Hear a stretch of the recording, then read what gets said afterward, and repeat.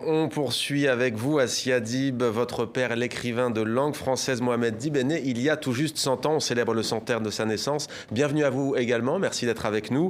Romancier, poète, il est considéré comme l'un des premiers, je dis bien l'un des premiers Algériens à avoir su capter la réalité de son peuple bien avant l'indépendance de l'Algérie en 1962. C'est ça qui le caractérise?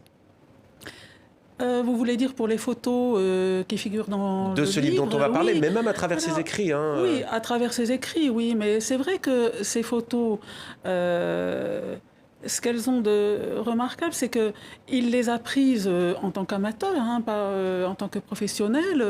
Ouais. Il avait 26 ans. On est en 1946. En 1946, un ami de Tlemcen qui tenait un magasin de matériel photo lui avait prêté un Rolleiflex, Ouais. le fameux appareil des photographes. Et lui, il est parti faire une série comme ça sur Tlemcen, sur les photos qu'on voit dans le livre. Ouais, et que l'on voit aussi à l'image, d'ailleurs on va peut-être les revoir. Beaucoup de visages, beaucoup de plans serrés, d'enfants aussi. Beaucoup d'enfants, oui.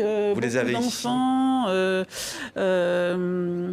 des scènes de rue, et puis aussi ce qui nous permet de voir finalement en publiant ces photos, c'est aussi son intimité familiale, parce que ces photos ne sont pas sous-titrées, mais toutes les photos qui sont en intérieur sont en fait des membres de sa famille, de ses voisins. Mais famille dont vous faites partie, donc vous, qu'est-ce que ça vous fait de voir ces photos ou de les revoir? Eh bien, écoutez, d'abord, ça me fait très plaisir que que l'éditeur Barzac ait pris l'initiative de rééditer ce livre, et qui est apparu la première fois en 1994, mais qui était épuisé depuis longtemps.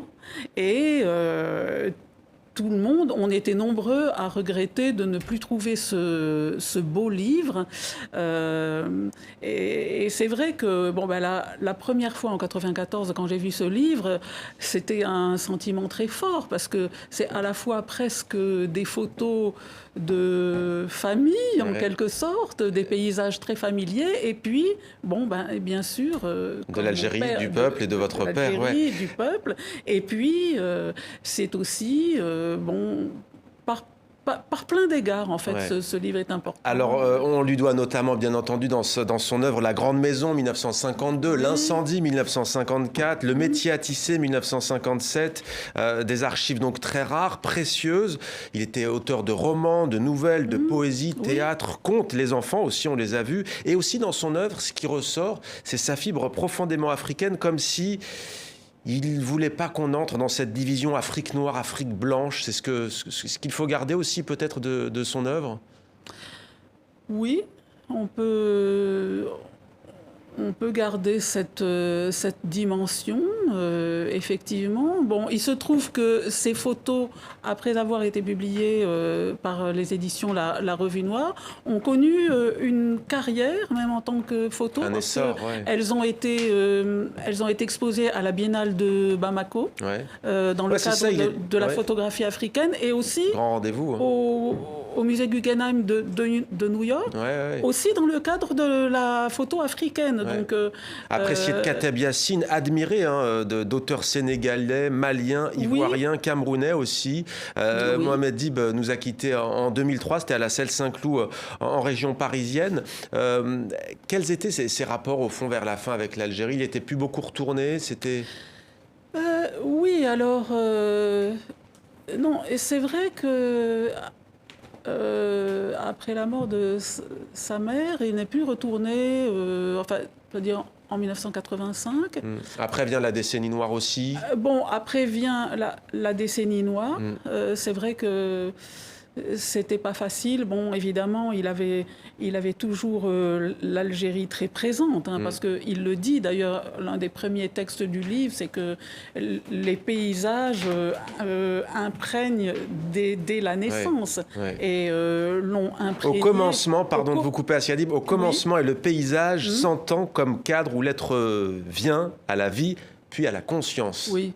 Voilà, tout à fait. Et puis, même vers la fin du texte, il demande: suis-je mon paysage? Ouais, suis-je mon paysage?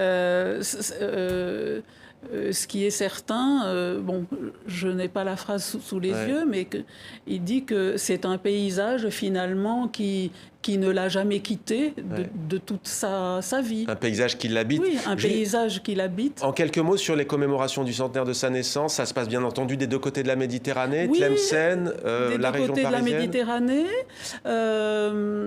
Bon, évidemment, il y a des choses qui ont dû être annulées à cause de la crise sanitaire, mais il y a donc un grand colloque au château de Cerisy-la-Salle sur plusieurs jours, qui est jumelé aussi avec un grand colloque qui aura lieu. Donc le colloque de Cerisy, c'est début septembre, et un colloque à Tlemcen est prévu en octobre. Les deux colloques sont jumelés et veulent justement mettre l'accent sur une redécouverte de l'œuvre, une nouvelle lecture. Et justement, le meilleur hommage que l'on puisse faire à Mohamed Dib lors de ce centenaire de sa naissance, c'est de relivre bien entendu son œuvre, et notamment ce magnifique livre Tlemcen, ou les lieux de l'écriture.